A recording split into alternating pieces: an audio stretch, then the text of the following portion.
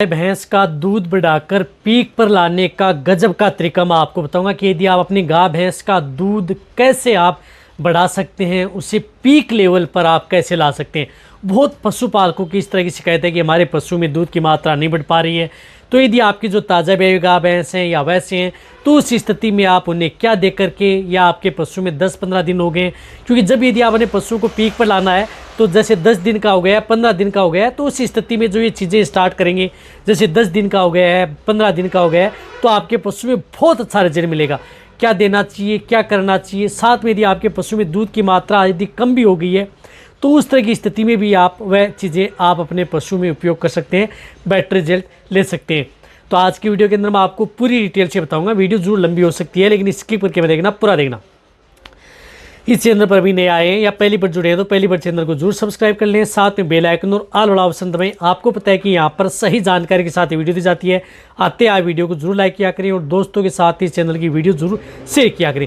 देखो, यदि आपके पशु में दूध की मात्रा नहीं बढ़ पाना, यदि बहुत कारण होते हैं जो कि मैंने बहुत सी वीडियो में बताई है, तो जब यदि आपका पशु 20 दिन का हो गया है या 25 दिन का हो गया है, तो उस स्थिति में एक तो उन्हें देनी है पेट के कीड़े मारने की दवा, क्योंकि कोई भी यदि चीज़ें यदि आप अपने पशु को दे रहे हैं तो उससे पहले उसकी एक डिवर्मिंग होना बहुत ज़्यादा जरूरी है। डिवर्मिंग यदि आप सही समय पर करा देंगे तो वहाँ पर क्या है कि आपके पशु में जो भी यदि आप चीज़ें देंगे उससे आपके पशु में बहुत अच्छा रिजल्ट देखने को मिलेगा। इससे क्या है कि बेटर रिजल्ट देखने को मिलता है। तो डिवर्मिंग होना जरूरी है। और यदि आपके पशु में जिस प्रकार से 15 दिन ही है और आप ये चीज़ें देना चाहते हैं तो उस स्थिति में भी दे सकते हैं। और इस स्थिति में जब यदि आप देना कब है, जब यदि आप अपने पशु में जिस प्रकार से अनाज की मात्रा प्रारंभ कर देते हैं, आप अपने पशु की डाइट है वह अच्छी देना प्रारंभ कर देते हैं। कहने का मतलब है कि आप अपने पशु को प्रॉपर डाइट पर यदि ले लिया है, तो उस स्थिति में ये चीज़ें आप यदि पशु में उपयोग करेंगे तो दूध बढ़ाने के लिए सभी चीज़ें आपके पशु में बहुत अच्छा रिजल्ट ये देंगी। तो इसके लिए आपको उपयोग क्या करना है, देखो इसके लिए आपको उपयोग करना है, आपको उपयोग लेना है इसमें 50 ग्राम आपको आंवला लेना है। 50 ग्राम आंवला लेना है। आंवले में क्या होता है कि विटामिन सी का बड़ा स्रोत होता है। रही बात पशु में यदि इम्यूनिटी का भी बड़ा होता है आंवले के अंदर, और दूध बढ़ाने में आंवला का बहुत अच्छा रिजल्ट मिलता है। तो 50 ग्राम आपको आंवला अच्छी तरह से कूट लेना है, आंवले का चूर्ण कर लेना है। तो 50 ग्राम आपने आंवला ले लिया।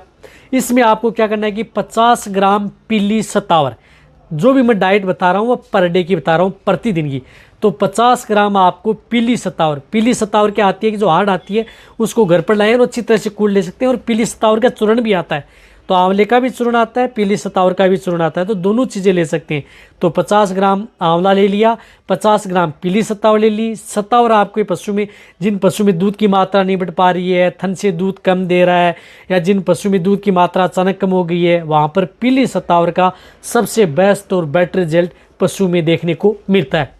तो ये दोनों चीज़ें आप उन पशु के लिए उपयोग में लेनी है। इनके साथ आपको उपयोग में लेनी है 100 ग्राम उड़द की दाल। अब 100 ग्राम आपको क्या करना है कि उड़द की दाल आपको उपयोग में लेनी है।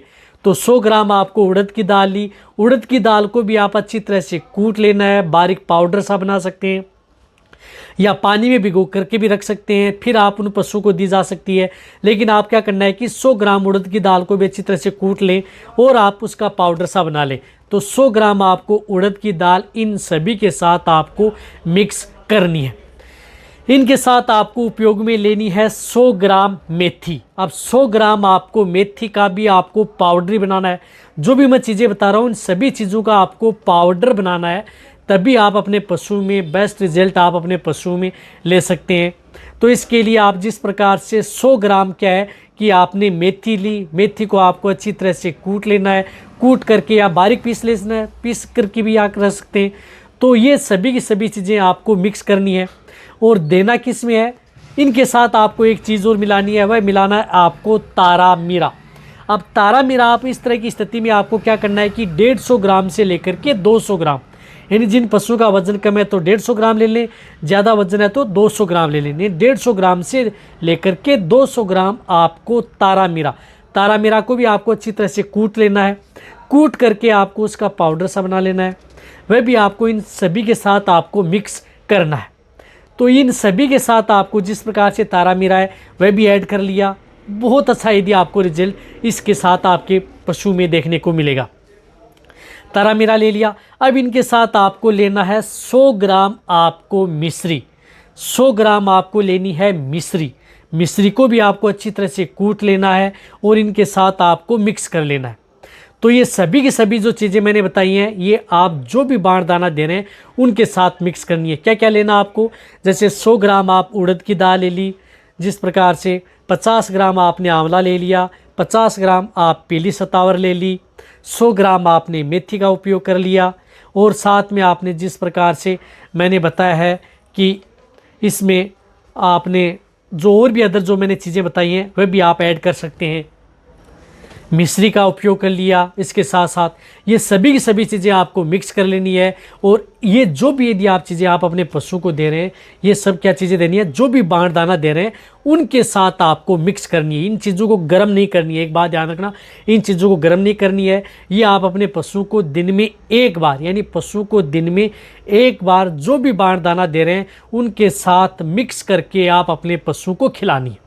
और रही बात, यदि आप अपने पशु को ये चीज़ें दे रहे हैं, इनके साथ आप जिस प्रकार से दिन में एक बार, ये जैसे आप रात के समय दे रहे हैं तो आप दिन में एक बार उन पशुओं को मीठा सोडा, यानी 50 ग्राम मीठा सोडा भी आप अपने पशुओं को पर डे उपयोग में लेना है।